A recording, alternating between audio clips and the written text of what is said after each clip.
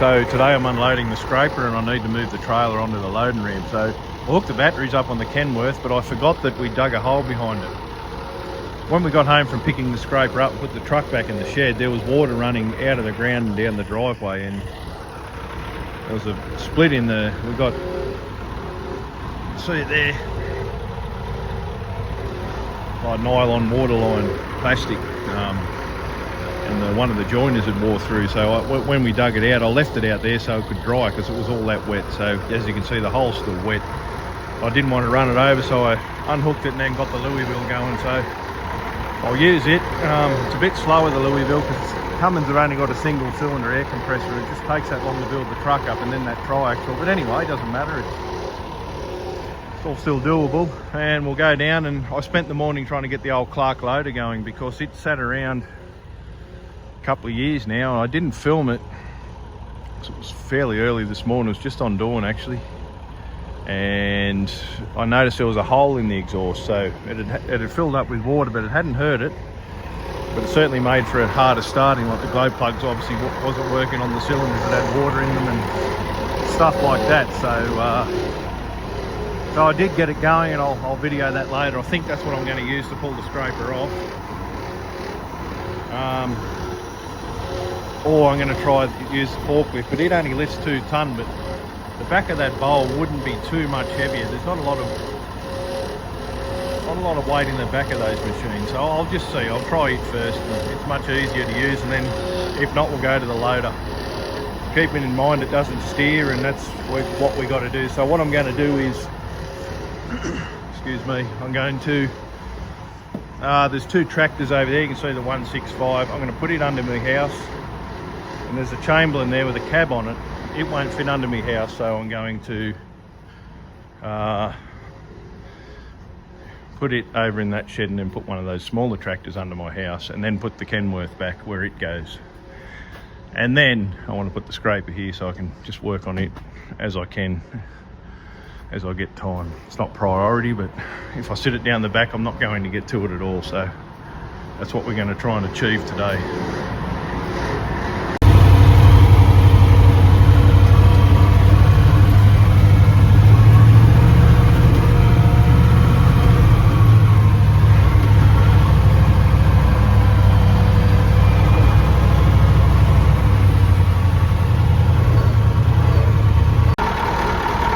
Got it hooked up. Table height was a bit different to the Kenworth. Had to force her under there. It was a bit hard to wind those wheels with that load, the legs with that load on it. But this trail's got parking brakes, so I knew it wasn't going to slide off. Because when they're on this angle, a couple of other flat tops I got just service brakes on the back axle, so they're sitting there with no air. They got no brakes at all. So when you're back under it and they're on a slight angle like this, they'll slide off that table, then drop onto the chassis, which isn't ideal because then you've got to block it and use the legs to lift it all back up. And so when I hook those up on a lean now, I generally stretch the Susie coils out and charge it, and then put the handpiece on before I back under it, and locks all the brakes on. So she's charging now. I'll back it up to the ramp, drag this canopy off, and then I'll see what we're going to do. Hopefully I don't know that the forklift will lift the back of that. There's a lot of leverage, so it may, I don't know, but if not, I'll try the loader, and if it doesn't, well, it may roll straight back off. And I know it's steering that way a bit, but if we can just sort of drag it one way, and as long as it's off the truck, we can do anything with it. The other problem is there's the HD14 there in the way, and there's not a lot of room here. So I have thought about relocating this ramp, but I just don't know where I'd do that. Anyway, I'll pull it around that corner or something. We can skull drag it once it's off.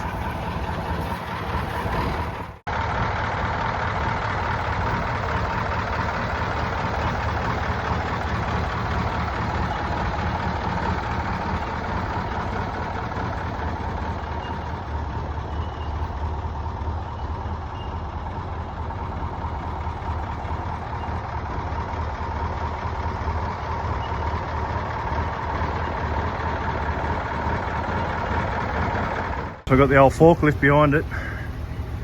I've got some binders. Rather than starting, I've just got some load binders taking a bit of weight off the cutting edge both sides. It's in gear. I've got the old Clark there, just with a bit of weight, holding it against that way, and I'm just manually turning this motor here, trying to straighten it. So it is moving. I just go down, preload it with the bucket, get up here, spin that, and then take all the backlash out of it, because it's geared down that much. You can't physically push it and have that spin, so it's got to be done from this end.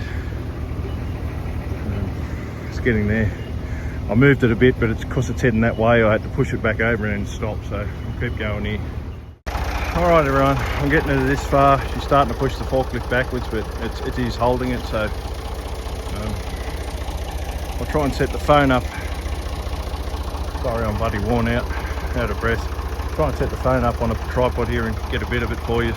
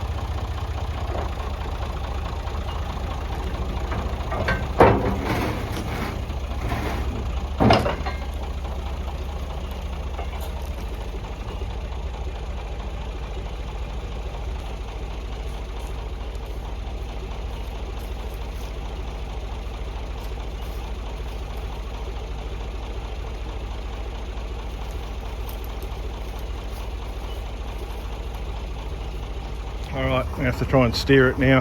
The camera's going to be in the way, but it's definitely off. I'll just push the bowl that way and get it up into the open where I can find a straight line to the shed, maybe drive it that far, then follow it with the forklift to try and steer it or something like that.